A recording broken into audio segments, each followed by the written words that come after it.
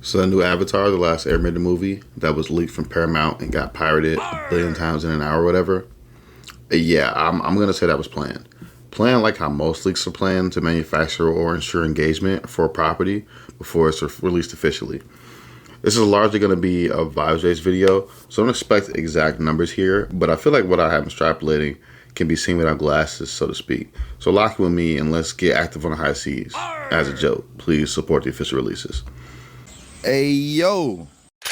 I'm yapping here. What the Like, subscribe. Let's get it. So the piracy is bad argument doesn't really hold up in the streaming area, at least to me. When properties are being removed from their streaming home, seemingly for any reason under the sun nowadays, the duty to preserve the media that people work so hard on falls on the consumers, or all that work tends to get lost to the void.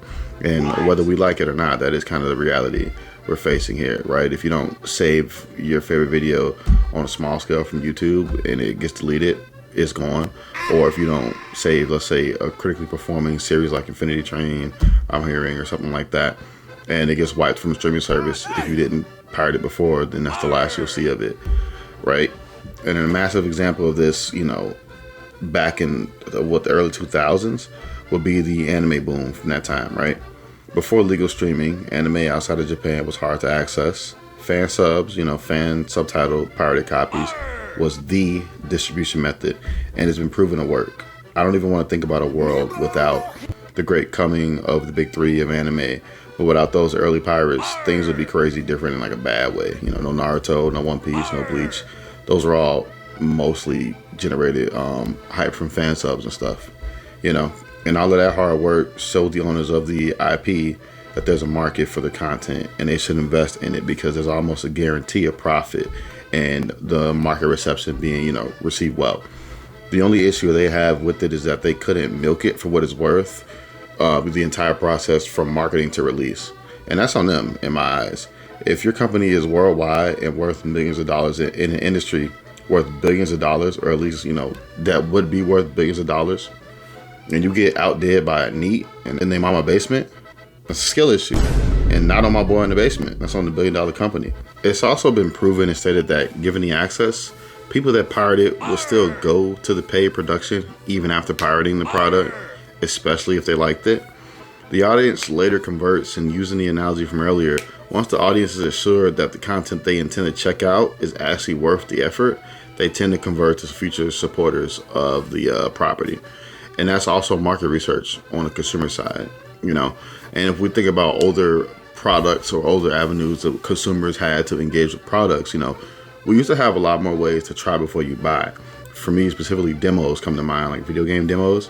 But a lot of those avenues, especially outside of video game spaces particularly, don't really exist anymore. So like the options now are either buy it outright with little hope for reimbursement if you are lied to, which is more often the case than not, or wait for an exponentially longer amount of time for it to get patched up, fixed, and then we can go on for sale. What kind of relationship with the media is that?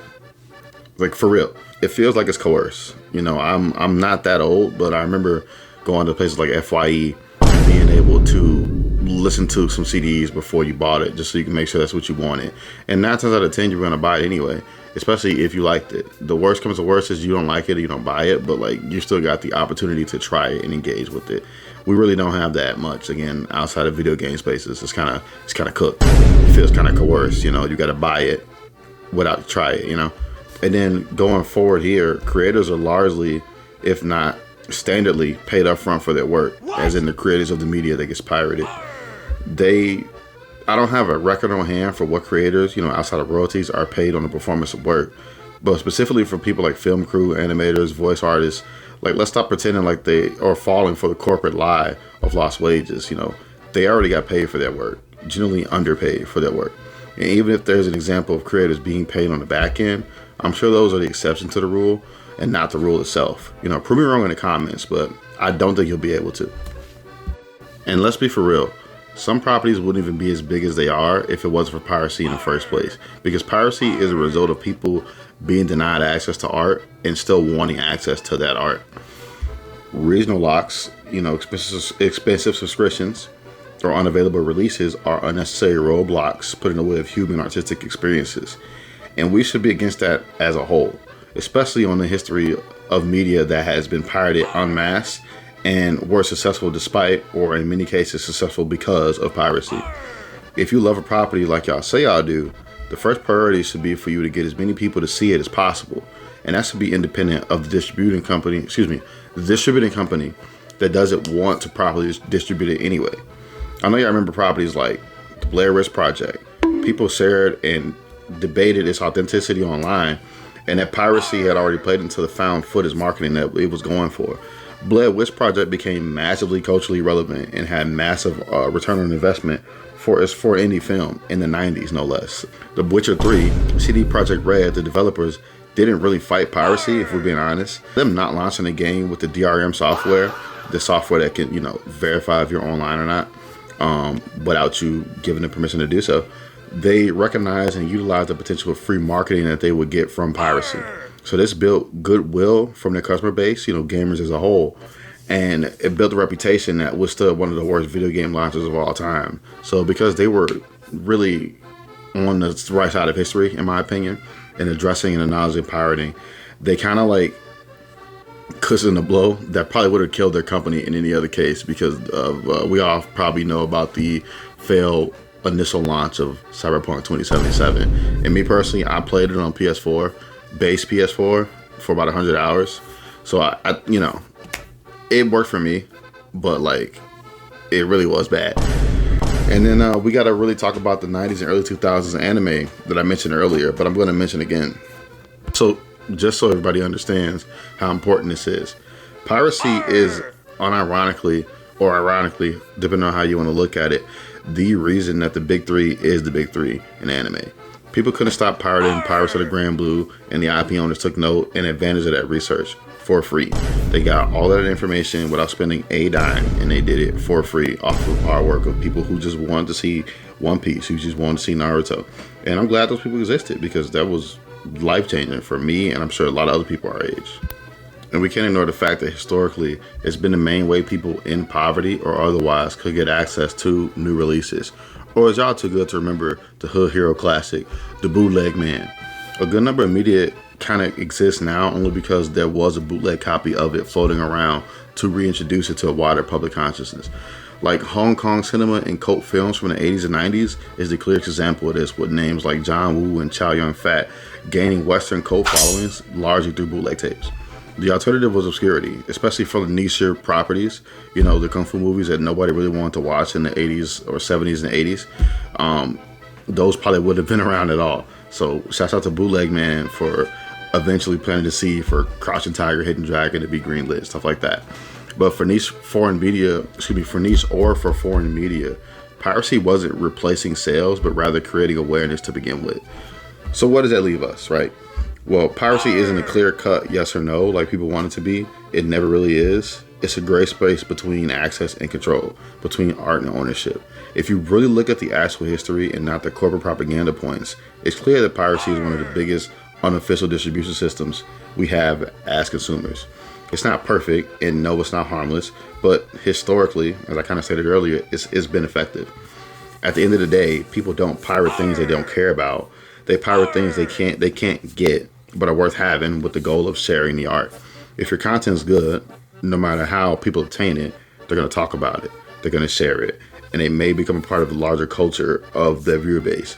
And that's how things go from a release, right, in quotations, to a moment, to something that people remember and can identify with other people by. Your property that may have gotten big from people pirating it only really got big because people wanted to share it. Like I was saying earlier, that's what community is about. That's community driven, like sharing. I don't know why. I don't know what corporate sauce they've been brewing there, but they really got us gripped up here, because we really should be advocated for more sharing of art.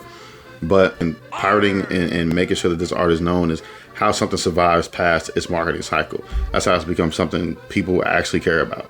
Dragon Ball Z, again, to bring up the big three, wasn't as big because as it is now, because it kept it really shocked everybody when it first came out. It did, but it was through repetition of reruns and through repetition of people burning it to VHSs and giving it to their nephews, stuff, that it became a cultural staple like it is today. And with that being said, the reality of it is a lot of things we care about only got that chance because somebody hit upload, somebody recorded a VHS, somebody stole cable and DVR the show or something and then burned it to a DVD.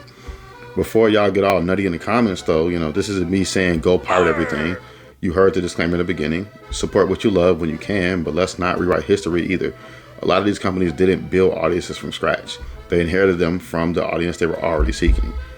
Built off of like late night downloads, burned CDs, old VHS tapes, the bootleg that you got from the barbershop, sketchy sites, all of that stuff. Or somebody's cousin who knew a guy, bootleg man, here strikes again. That's the part they want us to forget with how accessible, in quotations, everything seems to be now. Piracy doesn't challenge profit, it challenges control, is what I'm trying to say here ultimately. In a world where, media can disappear overnight, HBO Max, Paramount, getting locked behind 5 different subscriptions or never release in your region at all, let's make sure we count on people finding a way to do what they always do and always have and always will. The real question is not why piracy is bad, but why does it keep being necessary? Why do we keep having to turn to this to get, the access to our favorite shows? It really shouldn't be this hard if the people who make it claim to love the art like they say they do, Don't be surprised if the high seas stay crowded until this gets fixed. As a joke, of course. Let's make sure we support the official releases. And with that being said, I appreciate y'all sticking through the video here. Thanks for coming with me on the channel, yapping with me. I hope you enjoyed the gameplay of Avatar from PSP. I had this game when I was young, when I first got my PSP. I think it was one of the first games I got, and I thought it was going to be really trash because it's obviously a tie-in to a popular TV show that came out in 06, but I really remembered it just stuck with me, but I didn't remember how fun it actually was. This was before you even get to Haru. I don't know if he's going to be in the gameplay I put up here, but the Earthbender guy who wasn't Toph, this game was published before they met Toph in this story. But Haru was really knocking shit over, man. He was really flipping things out. But right now, I'm kind of remembering how busted Aang was, or my combos with Aang. You probably saw him in the video here with the Gale Wind. Getting a group of 3 people and hit that Gale Wind on them, they flying around the screen. Or the air scooters. The air scooter's pretty tough. I didn't realize that. But Sokka's going crazy with the boomerangs too. This game's cool. I fuck with it. If I had to rate it, which nobody's here for, nobody asked, I'd give it a hot little 6.5, 7 out of 10. It's definitely a in-betweener game, but it's a solid in-betweener game. In-betweener game isn't in between the games that I play, by my big purchases or whatever. I do have Mouse PI. I got that digitally, so I'm going to give that a try, play that some more. Don't know how to get that footage up here, so don't look for it, but maybe one day. And I'm going to buy the hardcover version of it too, because it's supposed to come out in July, and I want to own that physically so bad. So I'm going to buy both, and then so here we go. Got to support indie creators, especially somebody who's really truly doing it for the love of the game. I know that guy probably wouldn't care that much if his stuff was pirated, but I'm buying his stuff, and you should too, because this is something we should really support as a community. But I've yapped enough. This isn't even about the topic of the video no more. I'm just having fun. Let me know how you guys feel about it, and thanks for getting to this far into the video. There should be some recommendations on the screen here. Definitely click one of my older ones, even though they suck now compared to this one. This was probably way better. Give me some love, or go to the comments, give some hate. I don't really care. Just give them a watch. Much love. Bye.